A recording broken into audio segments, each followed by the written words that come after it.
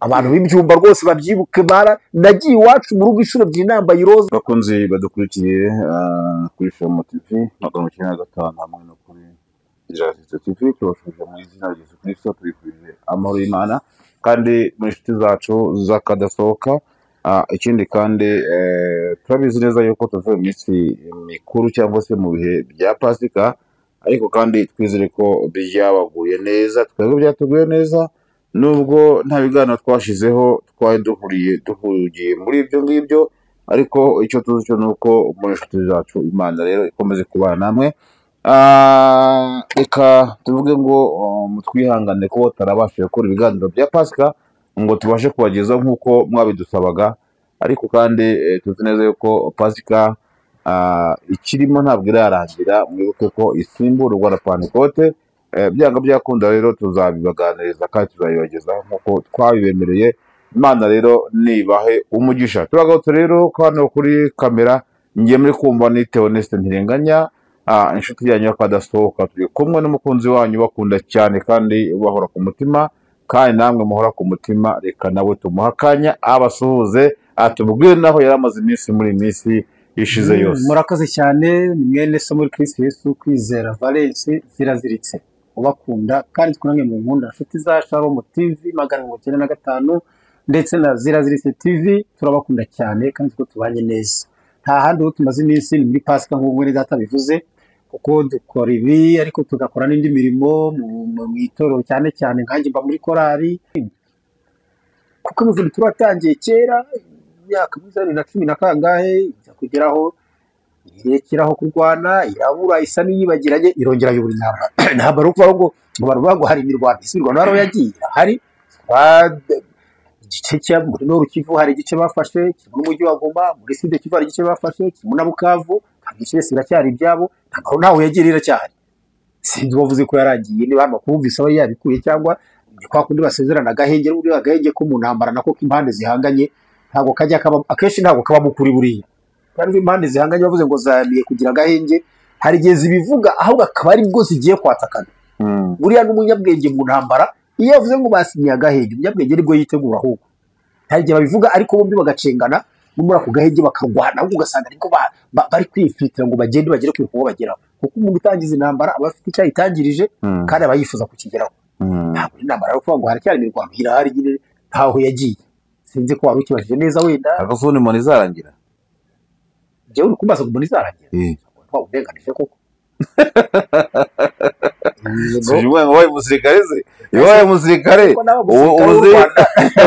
urakuvuga uti iyo byagenze gutya, iyo ugiye kugenda gutya, ukunda abasirikare wamenya ibintu. Kuba warabaye umusirikare iyo witegereje ukara kuntu izi mpande zihanganye, iyo waba umusirikare ntabwo bisobanura ko ubu uri kureberera ibihugu byose mu kanya urambaza n'iy'Uburusiya na Ukraine ngo zizarangira, umaze n'iri muri Sudani, mbaze naho ziri hose.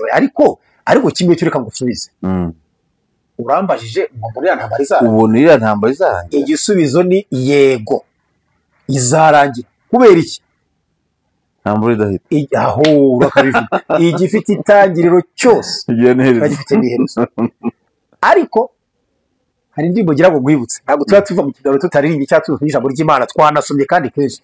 Buri kindi ntihazabura intambara, ntabwo amahoro azahora, keretse Yesu atsembyeho urupfu n'ibyaha. Kw'irembo bari kw'irembo, nuko araje, Yesu araje kandi ageze kw'irembo. Amagambo urayumvise? Ntabwo ndirimbo iri hejuru ubwo utazakora ijwi rya mbere. Murwanye we cyo mbwira nawe asubiza yitonze ati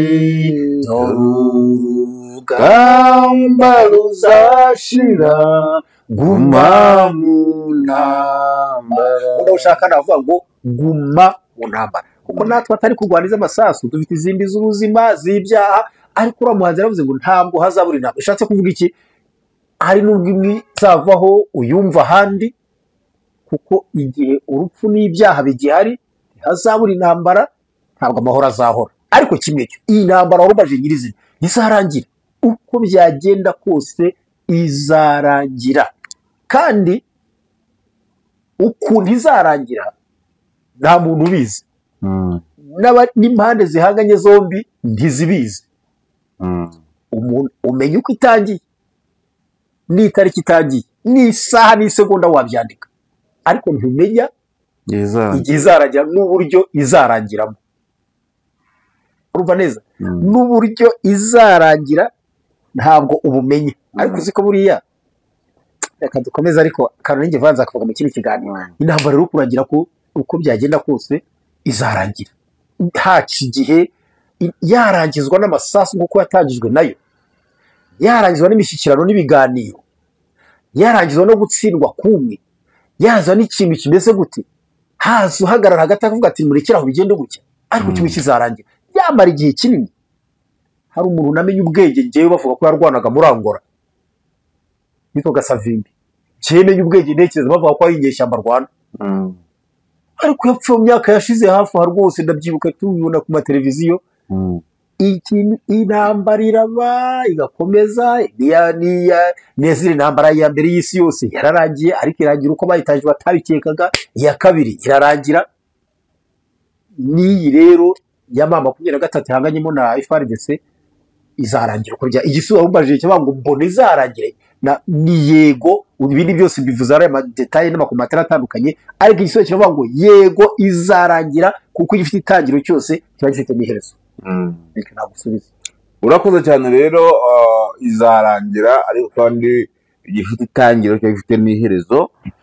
Ariko iyo mbona jewe ndebye mbona iherezo byanga byakunda, nago navuga ngo rizaba ari cyangwa rizaba ryiza, ariko iyo ndebye mu nyurabwenge mbona iherezo ritari bugufanga, cyangwa se irangira ryari ritari bugufanga. Ubwo niko nyine wowe ubibona, n'undi wese afite uko abibona. Duhereye igihe yatangiriye, duhereye n'aho igeze n'ubu ngubu, n'ibihugu biri kwivangamo n'iki byose, ntabwo byoroshye. Ahubwo ibyo uvuze ni ibigaragaza ko yarangira vuba. Niba uvuga ngo duhere igihe yatangiriye, ubwo uvuga ko yatangiye kera, ubwo yakabigeze ku iherezo. Niba hari ibihugu biri kwivangamo ngo kuvuze ibi n'ibi, ahubwo yabiri hafi kurangira. Ahubwo ntabwo bavuga ngo nizarangira bitinze, nanjye sindivuga ngo ni itariki y'ukwezi kumwe k'umwaka uyu n'uyu kimwe kizarangira, ariko njye sinemeranya na uvandimwe uvuga ati abo nizatinda, ahubwo njye mbona iri hafi. Ya ntambara izarangira vuba, kuko aho isa n'ifite umuvuduko, kandi umuvuduko wawerisa ku gusoza kw'ikintu. Iri kurwananwa umuvuduko. Ubu urebye uko yatangiye, bahise bafata aha, bafata Goma, bafata Bukavu, bari ku isi bari kare, hehe bafaswa ntoya. Gusa nta wamenya ngo izarangira gutya, hazatsinda uyu hazatsindwa uyu, ariko kimwe cyo izarangira, kandi ngiye mbona atari kera ahubwo. Iyerekwa rero ko ari wowe, ntabwo ari iyerekwa, oya ni inyurabwenge, ni ubunararibonye, ni gutekereza, ni ukureba, ni ukwanariza. Ahubwo ngiye mbona izarangira vuba, ntabwo ari iyerekwa rero. cyangwa urabihanura? Oya ntabwo mpanuye, kandi guhanura ku buryo bwinshi ushobora no kubivuga wenda bukaba izarangira ite rero. Jya kubaza bari kurwana cyangwa ubaza Imana. Imana n'abari kurwana nubwo ko batabizi, ariko Imana yari isi n'ijuru. Izarangira yo mu bihe tuba yigaruriye Kongo yose, izarangira mu Turusi inyuma ineshejwe. Ariko jya kubaza bari kurwana, ariko nabo ntibabizi.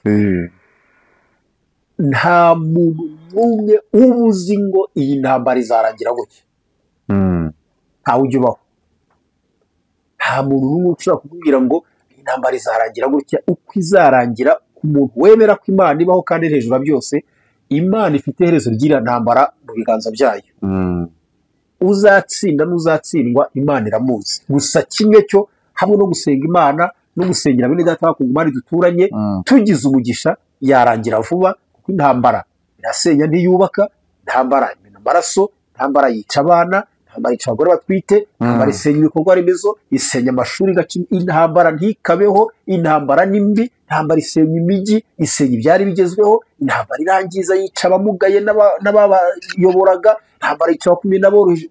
Hamwe no gusenga Imana, ndetse uwamfasha afashe dusengere Kongo, impande zihanganye Imana izimo hagati isoza iriya ntambara. Intambara ntabwo ari nziza, intambara irangiza. Njyewe numvise n'ijambo abantu bavuze ngo ushaka amahoro ngo ategura intambara, ariko njyewe ijambo ntabwo njya ndishyikira. Ushaka amahoro ategura intambara, ahubwo njye mba navuga ushaka amahoro yirinda intambara. Numva ariko navuga njyewe, ariko wabivuze ntafite uko yabiteguye. ibyo ni ibyo mu mwuka, ushaka amahoro yirinda intambara, ariko no mu isi ushaka amahoro yakwirinda intambara. Ese ushaka amahoro yakwirinda ushobora kuba ufite umwanzi ukarwana kugira ngo wakubise agende usiganuye amahoro urayarwanira. urumva mu gihe muri kurwana amahoro uba uyafite. Njyewe mu ushaka amahoro nyine urarwana kugira ngo wirukane uwo mwanzi ubundi usigare muvandimwe. Intambara ni ikintu gikomeye, ndazizi, nazibayemo igihe kinini, narazibonye, z'amasasu, z'ibikoresho. Intambara n'ibindi zikabeho, ariko bavuga ngo ababurana ari babiri umwe aba yigiza nkana, nibura n'abarwana ari babiri. niko kuburana nabyo bari urubanza ubw'abayigiza nkana. none buriya ari we mu bintu tubona FARDC aba ari kwigiza nkana n'abaye. Oya, tuzabamenya intambara irangiye tubonye utsinze n'utsinze. kuko iyo tuba iraburanira ubusugire bwayo, kandi ni abanyakongo nabo, kandi kongo nayo irimo irabarwanya. urumva se ahubwo batari kurwanana ubwabo? Kuba rero bari kurwanana ubwabo, byinshi ni abaturage b'igihugu kimwe bari kurwana nyine. Ariko ntibisobanuye ko hatazaho gutsinda no gutsindwa, cyangwa se hatazaho kurangira kw'intambara. Uko byagenda kose izarangira. Ntabwo bava ngo ubu uwigiza nkana n'indi, uyu mwanya ntabwo wamenya. Uyu mwanya ushobora kuvuga uti uwigiza nkana nubuza abantu uburenganzira bwabo, nuvuga abantu ko atari abaturage b'iki gihugu kandi ari abacyo, n'imyaka bahamaze, abuzukuruza n'ubuvivure bwabo ari ubwaho. Wavuga uti ubuza abaturage ko mu gihugu cyabo niyo wigiza nkana, ni wenda wavuga, ariko ntabwo byaba. Ariko ntibivuze ko ari ryo herezo ry'intambara. Uwigiza nkana uzatsindwa, kuko baravuga ngo mu rubanza utsinzwe n'ubugaragaza ko ugizaga nkana. No mu rubanza wese ntabwo uzi ko mu manza zisanzwe bavuga ngo mu rukiko ntihakora ukuri, hakora ibimenyetso. Uvuga ko ushobora kubona ibimenyetso bituma utsinda kandi wari uri mu manyanga, mu makosa, bikarangira utsinze. Uwo utsinzwe aba yigizaga nkana n'ubwo arafite ukuri. Niyo mvuga ngo ababurana ari babiri, umwe aba yigiza nkana, kandi mu rukiko ntihakora ukuri, hakora ibimenyetso.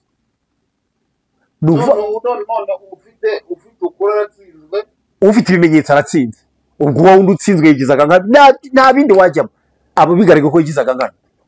Utsinze niwe utsinze, nta bindi. Iyo utsinze uba utsinze.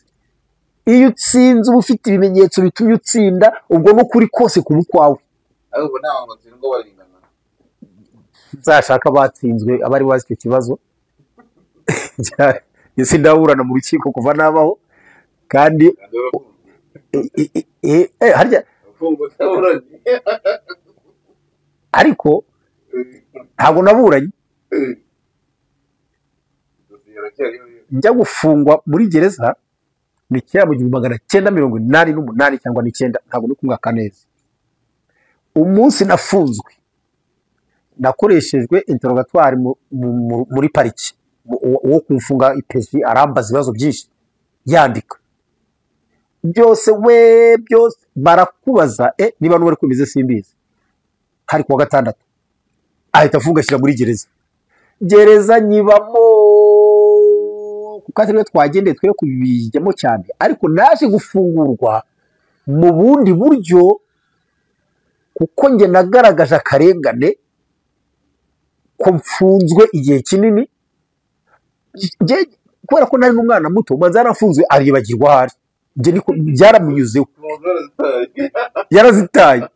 Noneho abandi banyururu baza kuzangira inama, bambwira undi wari umucamanza ndamwibuka witwaga Karasira, bati nusohoka gato uzirase mu biro bye, kuko gereza na pariki byari byegeranye neza. Kandi igihe kigenda bageze muri gereza baranda imbere, ngajya ngenda ntari umusirive ya ucunga, kuko nagiye n'iwacu inshuro ebyiri nambaye iroza.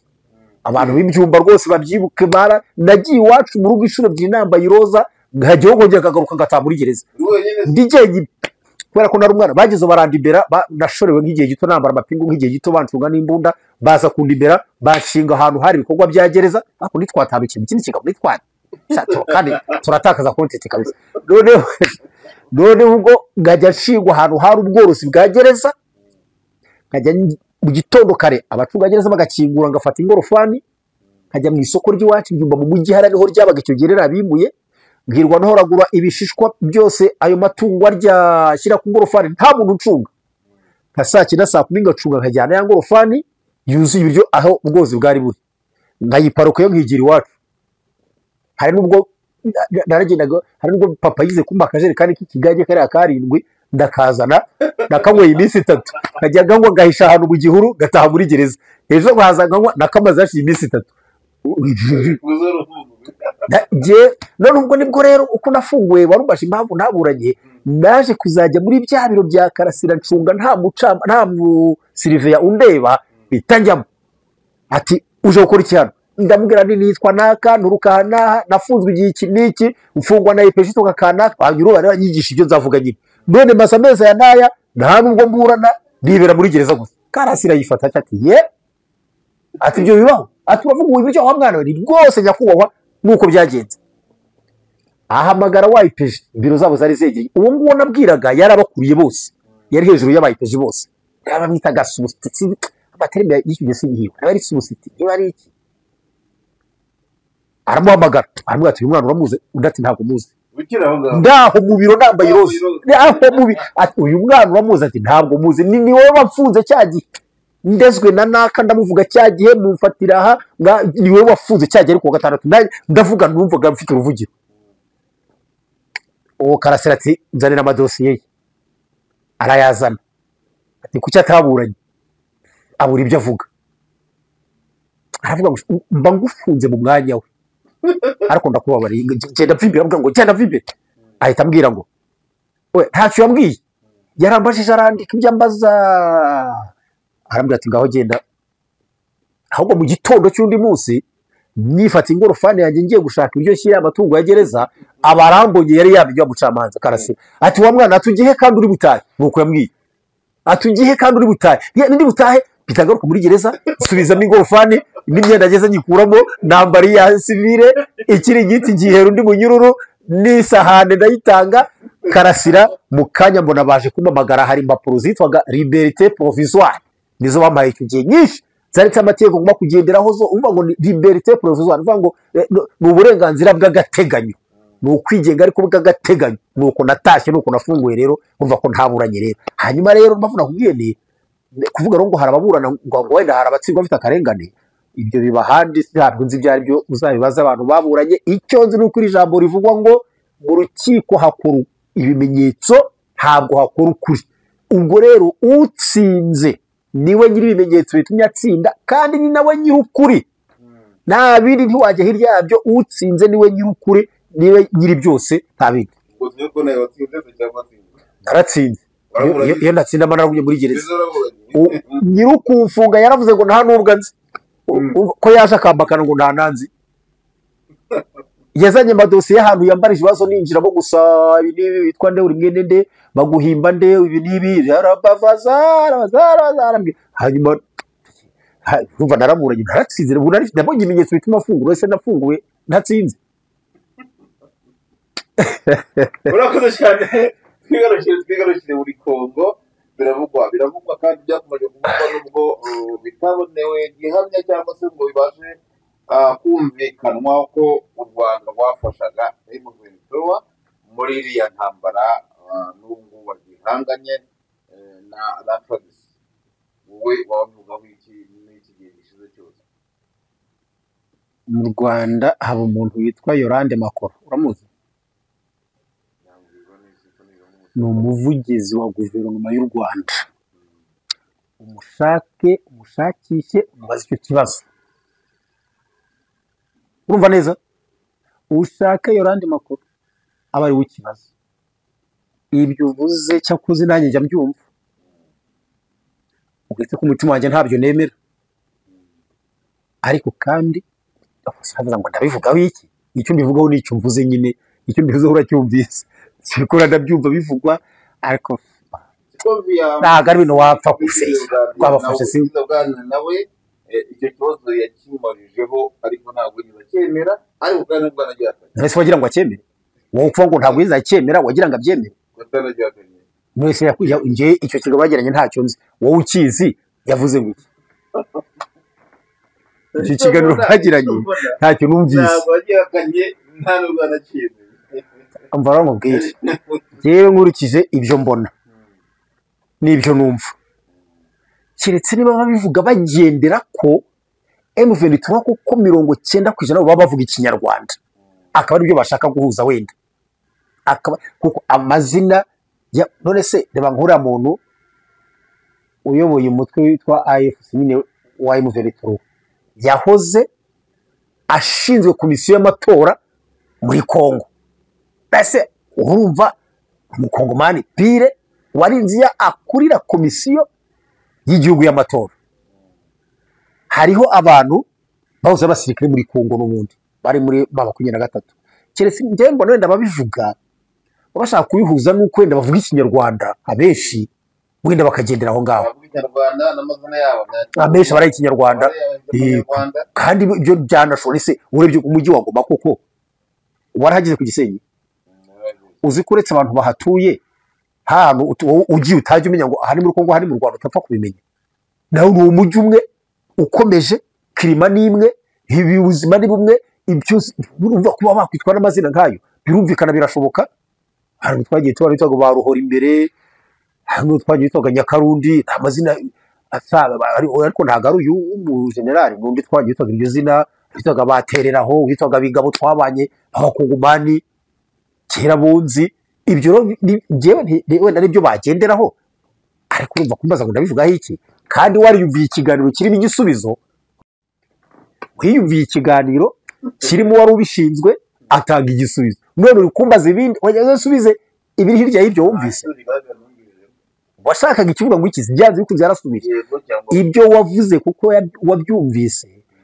ahubwo byarimo igisubizo buriya nuko hatarimo igisubizo we washakaga kuko washakaga ngo oya cyangwa yego ariko igisubizo ubwo se katusubire muri Bibiliya sasa katusubire muri Bibiliya hari umuntu Yesu yabajije ngo mbese urashaka gukira kandi Yesu yari akire igisubizo nk'icyo cyawe ubukeneye yari akire vuga ngo yego ndabishaka cyangwa se ntabyo nshaka sibyo umurwayi yasubije Yesu interuro ndende itarimo oya itarimo na yego ariko byose birimo yaramubwiye ngo mfite umuntu ujugunya mu kidendezi mbagiza udakantanga kumanukamo Yesu abona igisubizo kiri muri ibyo ngibyo nubwo atavuze ngo yego ndabishaka yarakihaye yihaye igisubizo niyo mpamvu nakubwiye ngo muri birya wavuze yavuze muri igisubizo cyarimo ahubwo ntago wakihaye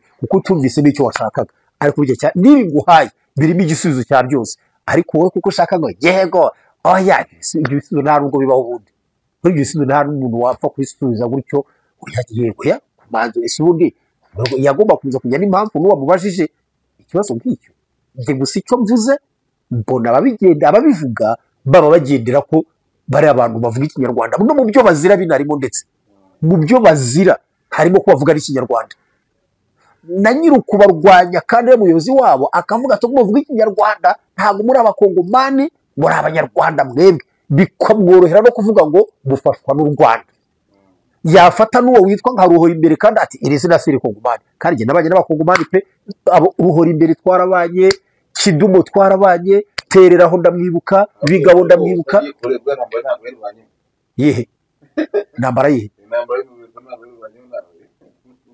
avuye mu gisirikare kera cyane kabijeje ubundi nahurira he nayo kera mu gisirikare 2001 kandi sinavuyemo ngo narasezere mu cyubahiro nasezere mu cyubahiro neza 2001 kwara ko ibyo bikiye cyari kigeze ko sezererwa urashaka kusubizayo urashaka kusubizayo turajyana ariko oya kandi ushaka kujya turajyana turajya oya urajyana unyereka hwiri unyereka nese urapfa kunyereza gusa nunyereka n'inzira oya wowe buriya urahazi uranjyana ungezaho kuye kungezaho uyizi uhishyikirize hanyuma ubone kugaruka aho tugenda nunjyana ndagenda oya ntabwo ushaka kuri ndashaka wowe nta wundi shaka ni wowe turi kuvugana kandi ugufite n'uburyo wanangezayo tugende kubera iki ubwo ni kubyumva ni kubibona wenda n'undi gusanze rwubitse agira ngo nteruzi gusya usanze nk'ubisinzira agira ngo yitora isake sha tugendeze wowe njyana upfa kunjyana ngezeyo nturutse ngaha ndahakugejeje nahangaha tugende oya niba ngira urukisa rutogota rahera ko ipine iturutse hano ku muhanda utahita wiruka utahita uri gitare n'ipine itura reka nkubwire ukuri gushiye mu biganiro ibiturika byaranturikanye amatwi yanjye arabyumva mu matwi yanjye byaraturitse reka nkubwire mu matwi yanjye byaraturitse Mige yararashe Atinovi irarasa Jaguar irarasa Puma ayo n'amoko y'indege z'intambara zarashe mu matwi yanjye ndabyumva n'amoko y'imbona byaraturitse biraturika pana we wumva n'ipine hefa ituritse ukikanga ukiruka karakara twikomereza ikiganiro azanibeshya umusirikare nubwo uzamubona ashaje ariko uzabinye ko ari umusirikare ntuzapfe gukina uko wiboneye rero uzapfe gukina uko wiboneye nubwo uzabona ashaje nta mwanzi wese we dobo ntangunda nimwe rwose ibyo ntabiririmba rwose kandi ntabiririmba bindimo pe naye isite iyo ntazi se yaturika se turi ku rusero rumeze rute urusaku se ruti ibyo nzi se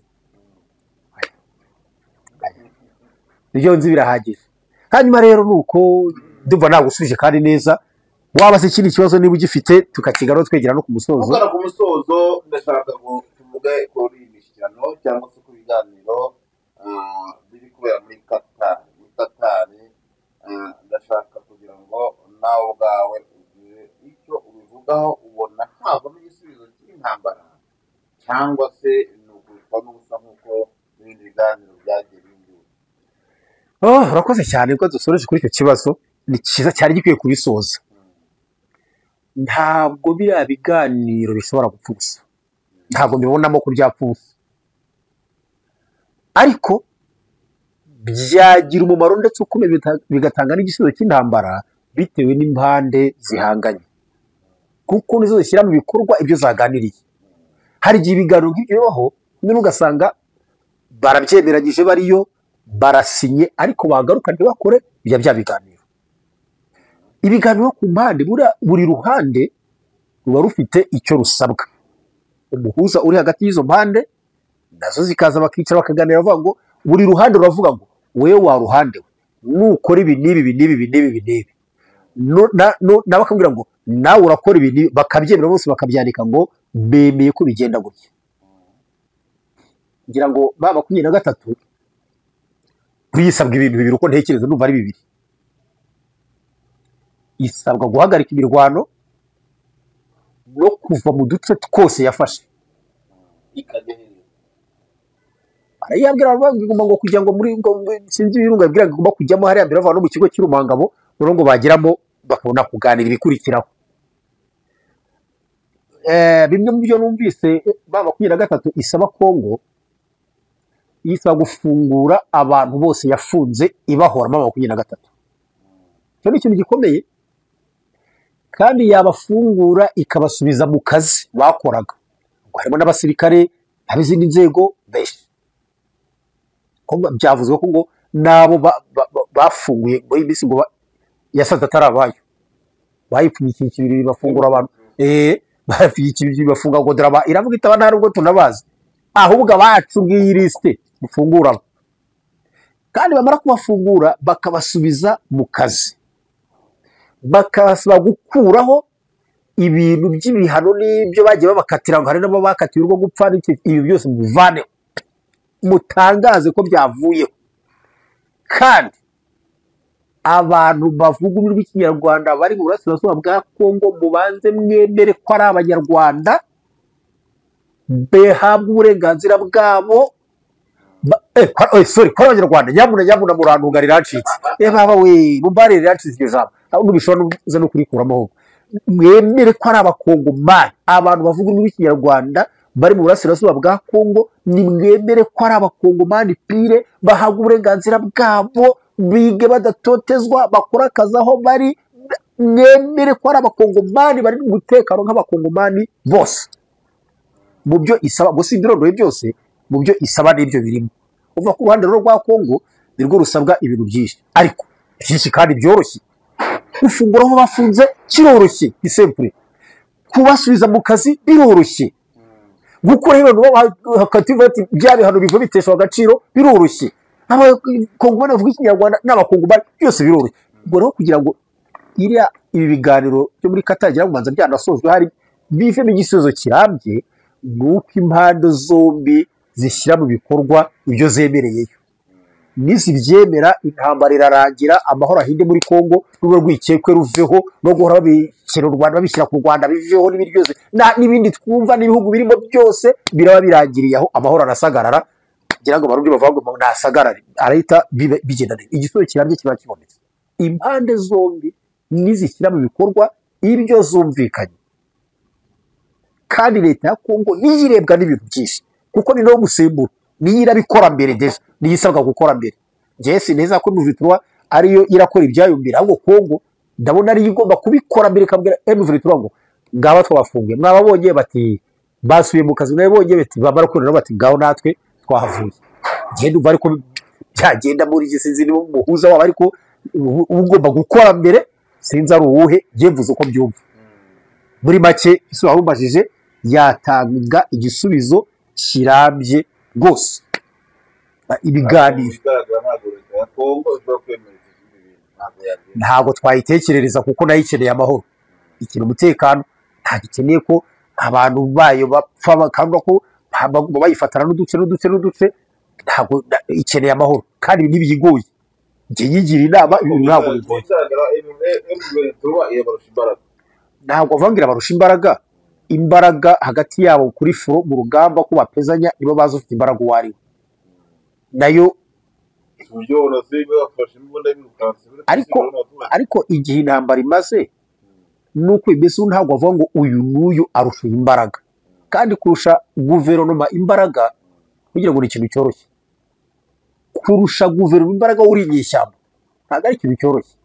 Guverinoma ni guverinoma, nubwo bavuga ngo bafashwa ngo n'u Rwanda ko bavuga, ahubwo nibo bafite ababafasha ahubwo benshi, kuko bo banafashwa n'uba wese ariko inyeshyamba usanga ntawe uyikunze, ntawe uyivuga neza, ntiyabona igihugu cyifasha, ibe yirya ikimara. Buriya ntutangare n'ibikoresho M23 ikoresha, buriya n'ibyo ifata n'abasirikare ba Kongo, n'ibyo isanga mu bigo bataye n'amapozisiyo bataye, niho ibisanga n'ibyo ikoresha. Ntabwo wapfa kurusha guverinoma imbaraga. Guverinoma ibikomeye bari guverinoma, leta ni leta, ntabwo wapfa kuvuga inyeshyamba irusha imbaraga. Nuko gusa mu ntambara hakora byinshi, ntabwo hakora imbaraga, hari no hadakora imbaraga, hakora ubwenge n'amayeri. Ntabwo uriya mu ntambara kenshi hakora imbaraga, hakora ubwenge n'amayeri y'intambara n'umutima w'abarwana. Icyo cyo ni ikintu kinakomeye cyane, cyo ni ikintu gikomeye gisumba ibikoresho byose. Umutima w'umurwanyi muri we harimo iki, ari nacyo 23 gituma igira izo mbaraga. Ntabwo imbaraga igira ntekereza ko ari iz'ibikoresho, oya, ni imbaraga z'abarwanyi. Umutima, ndarwanira iki, ngomba kugira kuki, ndarwana nte, ndihangana nte, ndakora iki. Icyo nacyo kintu cya mbere gikomeye mu ntambara zose zibaho. Ni nazo mbaraga zo gutsinda intambara, nizo mbaraga zo kurwana. Nuko abarwanyi bawe baba bibaza icyo kibazo. Iyo umuntu usubije ibyo byose neza agira imbaraga mu kurwana. Arimo barabasirikare ba FARDC ibi ngibi ntabwo babitindaho cyane, hari kuvuga ngo ndarwana. Nagiye mbona amashusho aho batsinzwe, nkabona umuntu aragenda yambaye igisirikare, afite inkoko, afite isake. Umusirikare w'igisirikare afite imbunda, afite isake, yagenda ubusa nanga. uwo muntu umva avuga ngo umuntu ari kurwana, azi mu mutwe w'ikintu kirimo, ufite isake. Kweri uri umusirikare ufite imbunda, ugize ko utaye defense, urirutse, hanyuma ufite isake. Uwo umuntu afite ampuri, hari umusirikare afite radiyo, umuntu afite flat televiziyo. Aruna ko n'abakongomani bakunda umuziki, twese nawe utakura nanjye ngo umuziki ukunde unawumve mu gihe cyawo. Urugamba n'urugamba, urugamba rugira umuziki wawo amasasu, ugenda wumva uwo, ubyina uwuceza uwo. Hakwiruka ufite isake uri umusirikare, oya, bigaragara ko utazi icyo uri kurwana n'ibyo uri gukora. Imbaraga rero umva zivugwa mu ntambara ntabwo ari iz'ibikoresho, nubwo nabyo bikenerwa, intambara irwanwa n'ibitekerezo n'ubwenge n'amayeri no kumenya icyo urwanira. ariko wasanga abasirikare babo bategetswe kwishakira icyo kurya kandi biravugwa ko bakunda akanyama, akaba mpamvu yahungana isake. Ntabwo bakunda inyama, ntawe utazikunda, usibye wese arazirya. Ni ibiryo nk'ibindi byose. Icyo nashatse kuvugaho, icyo bintu ubwabyo ni ikosa ubwabyo kandi ni igisebo. Nta musirikare witwara atyo. Ni urugero nari ntanze, ntabwo ushaka kwinjira muri byinshi kuri byo mu birana n'imbaraga z'urugamba. Narivuze imbaraga z'urugamba rero si bya bikoresho materiyeri zigaragara. Imbaraga z'urugamba za mbere ziba mu mutima. Iri mu rwandiko Pawulo yandikiye Abaheburayo, ijambo nize kuvugaho kare tuganira gato, yandikiye Abakolosayi, kandirebe ndibasomere neza. Rwandiko Pawulo yandikiye Abakolosayi ibice 3, umurongo wa mbere n'uwa kabiri. Nuko rero niba mwarazuranywe na Kristo, mujye mushaka ibiri hejuru aho Kristo ari yicaye iburyo bw'Imana. Mujye muhuza umutima ku biri hejuru atari ku biri mu isi. Imana bamugisha. N'ibyo mu isi byo turabikeneye, ariko twibande ku by'ijuru. Niba mwarazura, mvuga ko twatangiye muri Pasika, twaganiriye byinshi, twakase hirya, twavuze politike, twavuze intambara, twavuze ubuhamya bwanjye, twavuze ku bintu byinshi, ariko dusoje tugarutse muri ya Pasika n'ubundi. Niba mwarazuranwe, ni nabyo twibuka ku cyumweru, nuko natwe twazuranwe nawe, twari twishwe n'ibyaha, ariko Kristo aratuzura, tuzukana nawe. Niba rero twarazuranwe nawe, tujye dushaka ibiri mu ijuru, ibiri hejuru aho yicaye uburyo bw'Imana. Tujye duhoza umutima ku biri hejuru atari ku isi. Bavandimwe, turi mu gihe kibi, abantu benshi bari guhoza umutima ku biri mu isi gusa, nibyo bahanzeho amaso, nibyo batekereza. Hari n'indi bivuga ngo iby'isi gibagije iby'ijuru. Muntu ukurikiye Shalom TV na Zerazirise TV, uramenye iby'isi byikwibagiza iby'ijuru. Muze twongere twese umutima wacu ku byo mu ijuru aho Kristo ari. Murakoze, Imana umugishaka. Baye nimero zanjye wakenera kumvugisha, n'umujye mureba no ku kiganiro zazanditseho, murasibona hasi 07 88 22 20 20 14 07 82 22 2014. Mwene se umukristo Yesu Kwizera Valens Ziraziritse. Imana ibahe umugisha. Murakoze cyane, nakagaruka.